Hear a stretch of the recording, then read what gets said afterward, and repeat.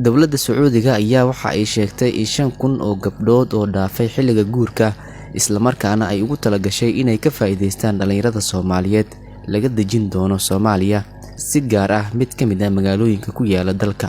Haddaba waa tee magaalada laga dejin doono 5,000 oo gabdhood, sideese ayay dhalinyarada uga faa'iideysan doonaan? Ma rabtaa in aad hesho faahfaahin buuxa oo ku aadan 5,000 ee gabdhood, mise jeceshahay in aad ka faa'iideysato muuqaalkan bilow ilaa iyo dhammaad? Haddii aad si degan u dhameysato, waxaad ogaan doontaa magaalada ay ku soo degi doonaan gabdhahan iyo sida aad adigu u noqon karto qofka ugu horeeya ee ka faa'iideysta. Balse dhammayso muuqaalka.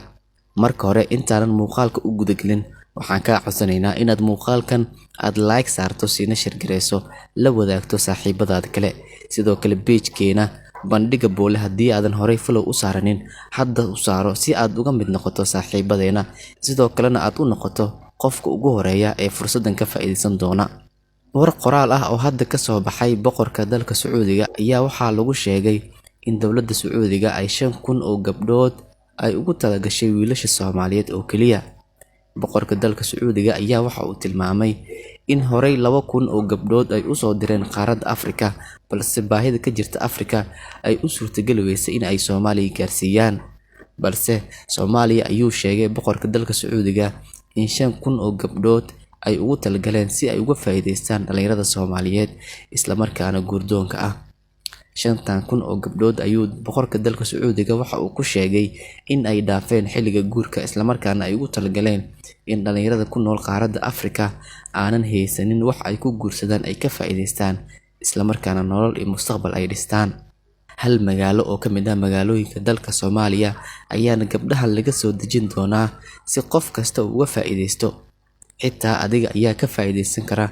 Haddaba waa tee magaalada laga soo dejin doono gabdhahan, isla markaana qorshuhu uu yahay in ay ka soo degaan si ay uga faa'iideystaan dhalinyarada aanan awoodin in ay bixiyaan qarashaadka guurka. Gabdhahan gaaraya ilaa iyo 5,000 ayaa waxaa la tilmaamay in laga soo dejin doono magaalada caasimadda ah ee Muqdisho, isla markaana loo sii qaybin doono magaalooyinka kale ee dalka.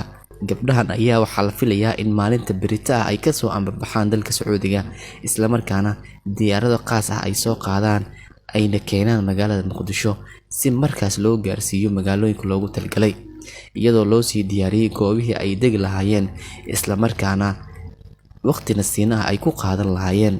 Haddaba muuqaalkan kan xiga ayaa idinkula wadaagi doonaa markii ay yimaadaan gabdhahan qaabka ugu fudud ee adiga aad u noqon karto qofka ugu horeeya ee fursadaas ka faa'iideysta iyo sida lagu heli karo iyo halka lagala xiriiri doono.